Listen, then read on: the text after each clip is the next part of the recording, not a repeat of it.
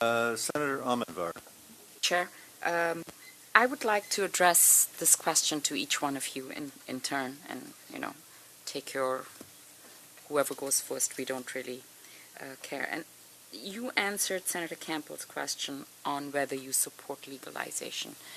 I want to go a little deeper and ask you about your views on age of access and the age of access in the bill. The government has set it at age 18 and allowing provinces to enact their own legislation.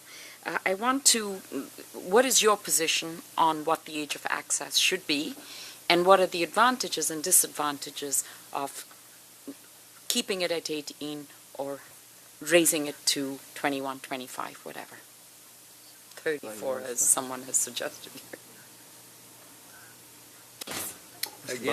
Again, looking at the principles of addiction, the studies that were done in the States by a fellow by the name of Michael Dennis, who processes all of the data that the federal government gets,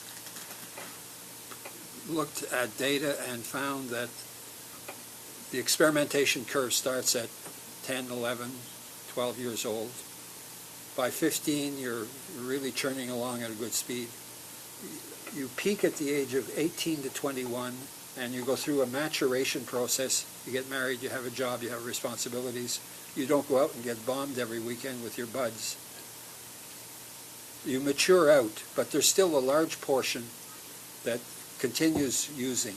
So the sooner you can get people to shift the top of the bell curve over to the 21 marker as opposed to the 18 or the 15, the better off we will be in the residue, which will become our permanent addicts and cost us a fortune.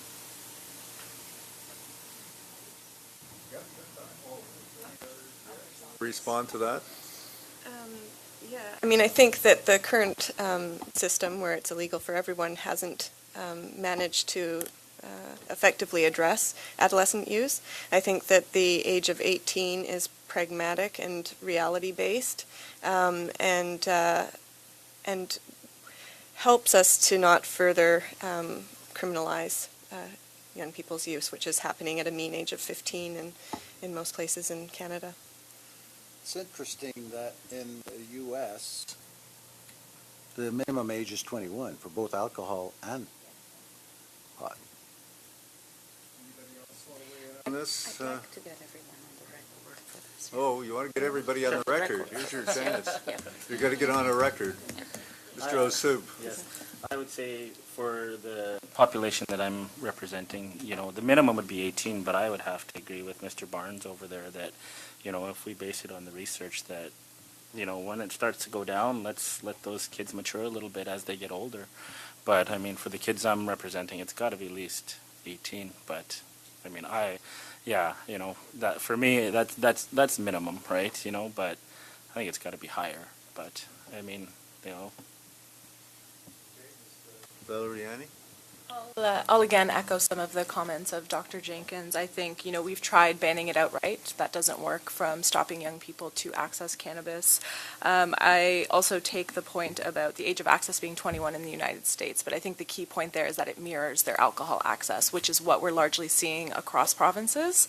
I think that because 18 to 25 have the highest youths, and also are criminalized at the highest rate, that we owe it to them to include them in a legal and regulated market. Those are, points of access, such as sale and regulated stores, are the places where they can get, hopefully, education and harm reduction. So I think that that's something that wouldn't be available on an illicit market. And also the product information and tested and regulated access is important. Okay. That's it.